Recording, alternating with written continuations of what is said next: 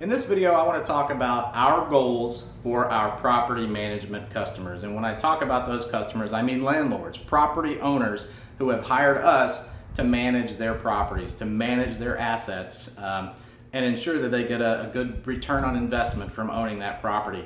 The goals may seem obvious, but I think it's important to discuss them. The first one is to maintain the properties. We have to keep our properties looking good, good curb appeal, safety, and just general condition of the properties. Nobody wants to live in or rent an ugly property or a dangerous property or a property that's not well maintained. So we want to maintain the condition of our owners' properties, and that should be at the forefront of our minds anytime we're out there doing work in the property management profession.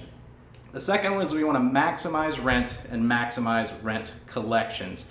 We maximize rent by keeping our properties well maintained, marketing them effectively, and we maximize rent collections by staying in contact with our tenants and making sure they pay their rent on time. We want to reduce vacancy and turnover. You'll notice these are all tied together. If people have a well-maintained property and everything is humming along nicely and we're responsive and we provide good customer service, they're going to want to stay and renew their lease. That reduces vacancy and turnover costs for our owners, and it increases their return on investment from owning and operating a rental property. And the last one is we want to minimize operating expenses. And operating expenses are everything from insurance to maintenance costs to property management fees to marketing for vacancies. So you can see how these all tie together. If we maintain the property, we keep it fully occupied, and our tenants renew their leases for 2, 3, 4 years, we reduce those operating expenses. But also from a maintenance standpoint, we have to think like an owner.